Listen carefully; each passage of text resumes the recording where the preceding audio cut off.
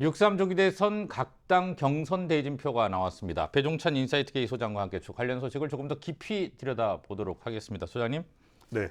6.3 조기 대선 이제 40여일 남았습니다. 금방이네요. 진짜 금방이네요. 네. 국민의힘 경선 대진표부터 좀 짚어보죠. 8명 경선 지지율자, 이 중 4명 그렇죠. 뽑는 거죠? 8인방이죠. 8용입니다. 예.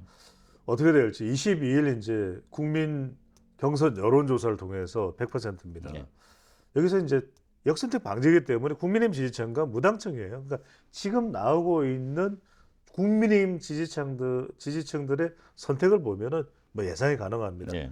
4대 천왕을 먼저 뽑는 거죠. 여기에 지금 김문수, 홍준표, 한동훈, 그리고 최근 여론조사를 보면 나경원이냐 안철수냐 이게 다들 이 궁금해하는 분들이 많습니다. 경합하고 있는 모습인데 지금 나오고 있는 국민의힘 지지율로만 놓고 본다면 나경원이 포함될 가능성이 높고 상당히 또 최근에 그 드럼통 예. 사진이 화제가 됐지 않습니까? 예. 그게 이제 영화 신세계의 송지효입니까? 배우가 이제 그 드럼통 안으로 들어가거든요. 근데 이제 여기에 너무 끔찍한 장면이죠. 그렇죠. 이정재 배우가 예. 그러니까 그게 뭐 또 일각에서는 뭐 이재명 후보를 뭐 폄하하는 거 아니냐 뭐 이런 이야기가 나오는데 그거보다는 저는 뭐 글쎄 이제 그것에 대한 평가는 여러 가지가 있겠지만 중요한 것은 이런 경선의 레이스에서는 각인되는 게 중요하거든요.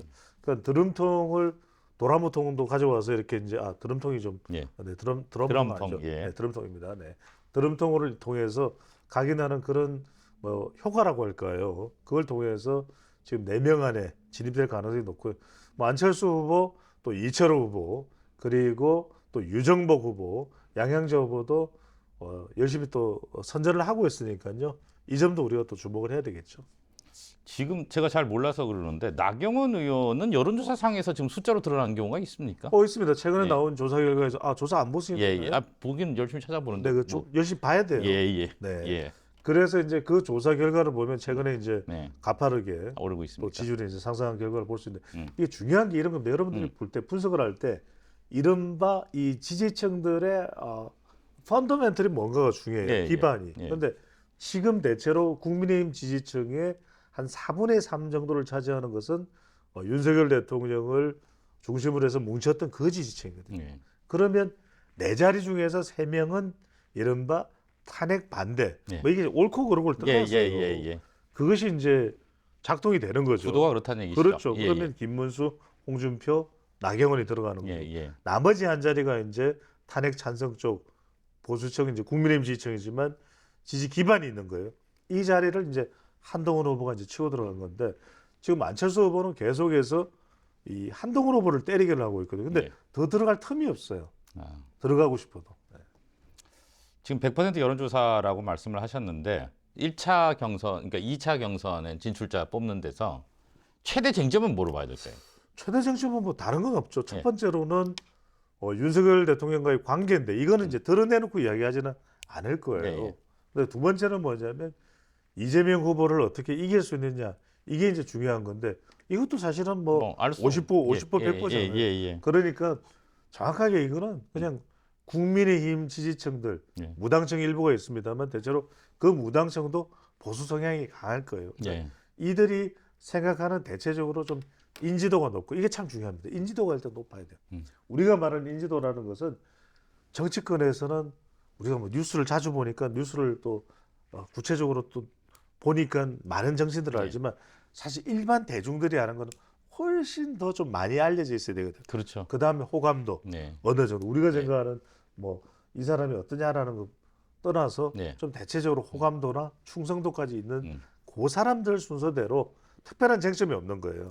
선택을 받을 가능성이 높다. 이제 2명 올라가는 건 다를 겁니다. 이제 4명에서 2명이 올라갈 때는 정말 이제 이 2명은 최종 후보가 될 수도 있는 사람이잖아요. 네.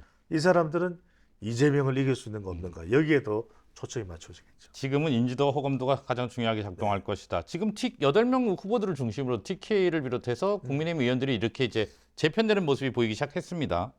이걸 통해서도 경선 구도를 좀 예측해 볼 수 있는 거죠. 그렇죠. 이게 이른바 캠프 이펙트. 예. 캠프가 어떻게 구성되느냐를 통해서도 당락을 알 수가 있어요. 예. 그러니까 일단 첫 번째로는 뭐냐면 이 캠프에 얼마나 좀 무게감이 있는 사람이 모이는가. 가령 김문수 캠프에는 이문열 소설가, 예. 우리들의 일그러진 영웅. 예. 이러니까 일단 주목도가 높아지죠. 또 홍준표 캠프에는 누가 참석하냐?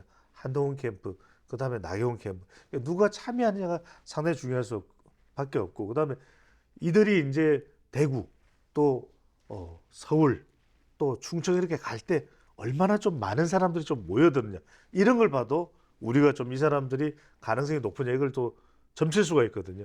결과적으로는 얼마나 좀 많은 당원들이나 또는 여론을 끌어낼 수 있는 사람이 이 캠프에 참여하고 있느냐. 이게 상당히 중요해서 이른바 캠프 이펙트. 누가 참여하느냐, 참여하지 않느냐, 참여할 만한 사람이 참여했느냐. 이게 중요한 거죠. 그래서 제가 항해극에서도 아시겠습니다만 제가 말조심을 하는 거예요. 네. 제가 누구라고 딱 이름을 한번 더 불러준다. 네. 이러면 그 캠프에서 와, 배종찬 소장이 우리 후보 이름을 더 불러줬네. 이게 영향을 미치거든요. 예. 그래서 제가 차마 누구라고 더 이야기를 안 합니다. 안 부르신 분들은 더 화내실 거고. 그 관심을 끄는 게 이제 캠프 이펙트를 말씀하셨지만 지금 그 가서 인사하고 뭐 개소식에 들어 참여하고 이런 걸로 보는 건 아닌 거죠? 그렇죠. 그러니까 실제로 역할을 하는 사람이 네. 중요한 거죠. 예. 누가 역할을 하고 있나. 가령 김문수 캠프에 지금 박수영 예. 의원이 참여를 해요. 그렇죠. 이건 상당히 묘한 거죠. 예. 물론 이제 뭐 경기지사 시절에 인연이 있죠. 부지사를 냈다는 거. 네. 그것도 있지만 박수영 의원은 계속해서 한덕수. 한덕수 띄우기를 했던 사람이거든요. 예. 그럼 미묘해져요. 예. 그러다가 이제 김문수 후보의 경우에는 단일화 해도 좋다. 그러니까 이런 점도 이번 후보 선택에 최종 후보 선택에 영향을 미칠 수가 있는 거죠. 1차 경선, 2차 경선, 3차 경선 이런 스토리들이 진짜 각본 없는 드라마가 나올 수 있다고 보십니까? 없어요. 없습니까? 네. 그냥 이번 경선의 핵심은 뭐냐면 윤석열, 그 다음에 이재명, 그 다음에 한덕수 이 세 사람 여기다가 추가하면 트럼프 이 네 명이 국민의힘 경선을 좌우한다 이렇게 보시면 돼요. 그러니까 그 말은 거꾸로 하면 큰 이변을 기대하기는 힘들다. 그렇죠. 뭐 특별한 건 없죠. 오히려 이 변수는 외부에 있다. 덕수다. 예. 덕수가 된다. 그 질문 드리려고 하는데 네. 일단은 한덕수 대통령 권한대행이 경선에는 뭐 예상하신 대로 참여하지 그렇죠. 않았어요. 너무 제가 예상했죠. 예. 네. 5월 4일 이제 후보 사퇴 시한, 공직자 후보 사퇴 시한을 넘기면서 이제 어떤 변화가 나올지 모르겠는데 일단은 대선 출마가 여전히 가능성이 열려 있는 거잖아요. 상당히 높다고 봐야 될 것 같아요. 왜냐면 지금 이렇게 민감하잖아요. 왜냐하면 국민의힘 내에서도 경선에 미치는 영향. 두 번째로는 민주당에서는 가만두지 않겠다. 세 번째로는 본인도 권한대행을 마지막 소명으로 하느냐 아니면 더 큰 꿈을 꾸고 나가느냐가 자기 인생도 달라지는 거예요. 그런데 아무 말이 없다라는 것은 우리가 침묵은 뭡니까? 긍정이죠. 예, 동의. 침묵은 동의예요. 그러니까 나올 가능성이 높다. 그다음 5월 4일 공직자 마감 시한에 사퇴를 하고 5월 5일 내지 6일 정도에 이 출마 선언을 할 가능성이 높고 공식 선거 운동에 들어가기 전에 단일화를 통해서 이른바 이것이 이제 단일화를 국민의힘 후보 먼저 하는 게 중요할 거예요. 그래야 그 이후에 추가적으로 보수 대연합, 빅 텐트가 됐든 뭐 차박이 됐든 아니면 빅 플랫폼이 됐든 빅 웨이브가 됐든 이낙연, 이준석, 유승민 이런 게 이제 추가적으로 가능성이 열리게 된다고 봐야 되겠죠. 그럼 순서가 이렇게 되는 건가요? 국민의힘 대선 후보가 결정되고 그 대선 후보와 한덕수 권한대행의 단일화가 이루어지고 그다음에 단계적으로 진행된다 이런. 그렇죠. 이게 왜 중요하냐면은 이렇게 단계적으로 가면은 시선이 다 여기에 꽂혀버려요. 생각해 보세요. 6월 3일이 대선인데 5월 10일경에 5월 9일경에 단일화를 한다. 5월 15일경에는 추가 보수 대연합. 그 다음에 5월 말경에는 이준석 후보와 또 단일한다. 이러면은 여기에 모든 관심이 다 꽂힐 수밖에 없거든요. 이게 이제 보수가 노릴 수 있는, 보수가 이재명 후보를 꺾으려면 기대할 수밖에 없는, 또 노려야 되는 그런 또 방법이라고 봐야 돼요. 근데 김문수 후보 측에서는 지금 말씀하신 그런 프로세스에 동의하는 것 같고요. 그렇죠. 나머지 후보들은 경선에 참여 후보들은 부정적인 것 같아요. 한덕수 권한대행의 참여에 대해서. 그럴 수밖에 없죠. 왜냐면 지금 그걸 열어둔다고 했을 때 예. 어떤 여파가 미치고 에이 그럴 거면 난 당신 못 치지 못할 것 같아. 이러면은 당장 경선 성적표에 영향을 미칠 수 있죠. 두 번째로는 뭐냐면 지금은 한덕수 권한대행이 힘을 실어줄 이유가 하나도 없죠. 설사 나중에 단일화를 한다도 내 쪽으로 단일화가 된다. 그렇게 홍준표, 한동훈 생각할 거 아니겠습니까? 근데 중요한 것은 모든 건 지지율이에요. 예. 지지율을 한덕수를 권한대행을 꺾을 정도가 되면 이재명 후보를 느슨하게 이길 정도면 되면 모르겠는데 한덕수 권한대행이 지지율이 더 많이 나온다. 그러면 뭡니까? 민심은 천심, 천심은 민심. 그러면 따를 수밖에 없는 거죠. 그런 여론조사 결과가 나오기 시작한 것 같고요. 네. 방금 말씀하셨는데 이제 반 이재명 대표라는 기치 아래 빅텐트 혹은 뭐 차박까지 얘기하셨습니다만 그것만 가지고 빅텐트가 형성되기가 힘든 거 아닌가요? 그러니까요. 생각해 보세요. 제가 한 예를 들게요. 예. 자, 가족들끼리 갔어요. 아유, 가뜩이나 자주 캠핑 나가는 것도 아닌데 텐트는 무지막지하게 커. 예. 그러면 이게 배종찬 소장이 이 텐트를 세운다. 저는 뭐 쓰러져 죽겠죠. 예. 그럼 세우다가 예. 애들 보고 야, 니들이 좀 해. 그러면은 애들이 얼마나 투덜투덜 되겠어요. 그런데 제가 이제 텐트를 세우면서 이렇게 명분을 내거는 겁니다. 야, 우리는 텐트가 아니야. 우리에게는 캠핑이야. 이 캠핑을 원대하기 위해서는 우리는 대자연의 기쁨. 두 번째, 이 텐트를 세워서 대자연과 함께하면서 우리는 우리 가족의 미래를 그릴 거야. 그래서 너희들에게 앞으로 정말 아빠가 어떤 투자를 할지, 어떤 또 자전거를 사줄지, 또 노트북을 사줄지 이걸 좀 논의해 보자고. 명분 얘기하시는 거죠. 그렇죠. 바로 이게 중요한 겁니다. 예. 텐트를 치는 이 노동을 이야기하면요, 예. 다 싫어해요. 예. 그런데 그래서 제가 차박을 이야기하고 빅 플랫폼을 이야기했거든요. 예. 자, 이 생각을 해보세요. 항상현 앵커한테 하긴크님 텐트 쳐야죠. 이러면 아이 귀찮아 이러잖아요. 예. 근데 우리 개헌을 좀 이야기해 볼까요? 예. 우리 TBC의 발전을 이야기해 볼까요? 우리 대한민국의 미래를 이야기해 볼까요? 가야겠죠. 예. 그러면은요. 쳐야 되겠죠. 이게 생각이 확 달라지는 예. 거예요. 예. 또 경제를 이야기하죠. 또 우리가 미래를 이야기하면서 앞으로 대한민국의 더 큰 발전, 안보를 이야기. 이러면 이게 플랫폼이 되는 겁니다. 예. 그러니까 텐트를 이야기하지 말고 빅텐트 이야기하면 이게 힘들어. 예. 고생할 것만 염려가 돼요. 그러니까 플랫폼을 이야기해야 됩니다. 예. 빅 플랫폼, 빅 웨이브. 우리가요. 예. 이 거세게 밀어닥치는 그 물결을 피할 길은 없습니다. 빅 텐트가 아니라 빅 플랫폼이다. 플랫폼과 그래야 빅 웨이브가 옵니다. 그래서 말씀드렸는데 텐트는 짜증나. 예. 차박으로 가야 된다. 근데 이제 이게 그 명분은 그런데 말이죠. 이게 속을 들여다보면 사실 쟁점들이 많잖아요. 윤석열 전 대통령과의 관계, 그다음에 이게 좀 조기 대선이란 말이죠. 탄핵, 뭐 비상계엄 이런 부분에 있어서 입장이 다 다를 텐데 그 플랫폼 혹은 뭐 텐트가 됐든 거기에서 동의가 이루어질 수는 있을까요? 자, 우리가 어떤 것을 동의해라라고 그러면은 그건 어려운 일이에요. 근데 지금 경선에 나서는 유정복 인천시장이 무슨 이야기를 합니까? 잊자. 잊으라고 말해요. 예, 예.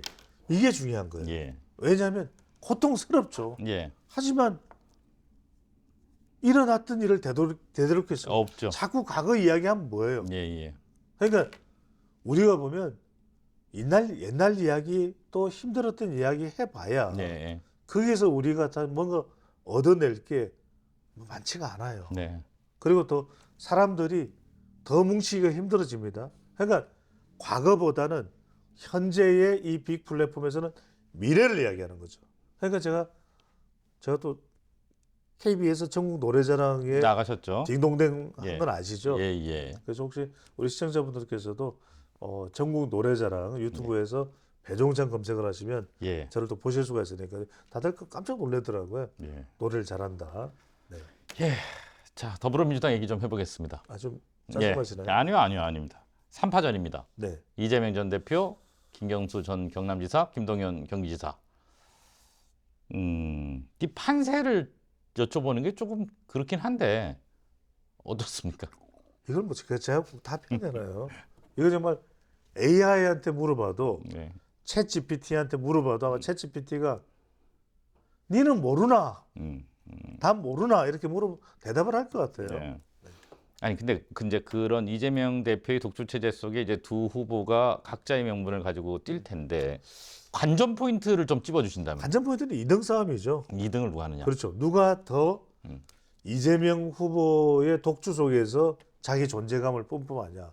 근데 저는 오히려 존재감을 뿜뿜하는 사람이 김경수보다는 김동연 쪽일 것 같아요. 아하. 왜? 김경수는 착한 2등을 생각하고 있는 것 같아요. 예. 근데 우리 선거에서는요, 착한 2등이라는 게 없어요. 착하면 그냥 이거는 존재감이 없어지는 거예요. 나쁜 남자가 왜 주목받는 줄 아세요? 착하면 착한 줄 몰라, 사람들이. 그러니까 나빠야 이 사람의 존재감을 아는 거잖아요. 예. 근데 이거는 이제 나쁜 남자 이야기고, 예. 경선에서는 그냥 오냐 호락호락 하면은 아무도 기억을 안 합니다. 그러니까 지금 김동연 후보가 경기도의 직전 지사가 누굽니까? 이재명 지사잖아요. 예. 이재명 전 지사잖아요. 그러면 경기도의 캐비넷을 열고 과연 김동연 후보가 할 이야기가 있을까? 아. 경우에 따라서는. 예. 그러니까 이제 김동연 후보가 그냥 만만한 경쟁자로 끝나느냐, 아니면 자기의 존재감을 꽥 하고 또 한번 소리를 지르느냐는 것은 김동연 후보의 결단에 달려 있겠지만, 저는 김동연 후보에게는 다음 기회가 없을 수도 있어요. 아. 자, 이재명 후보가 대통령이 됐다. 공천이 있을 수 없을지, 친명이 주도하는 장악하는 지도부가 내년 지방선거에 경기지사 공천 보장돼 있나요? 그렇진 않죠. 그러니까 정치라는 것은 네. 내일이 없는 겁니다. 네, 네, 네. 근데 이제 김경수 전 지사는 믿는 구석이 있죠. 누굽니까? 노무현 전 대통령, 문재인 전 대통령, 김동연 후보는 예. 믿을 구석이 없어요. 그렇다면 자기밖에 믿을 게 없다면 한 번은 이번 경선에서 꽥 하고 소리를 지를 텐데, 그런 면에서 우리가 김동연 후보의 이 카드가 경기도 캐비넷을 연 이 카드가 뭐냐, 여기에 이제 주목을 해볼 필요가 있겠죠. 네, 오늘 여기까지 듣겠습니다. 고맙습니다. 감사합니다.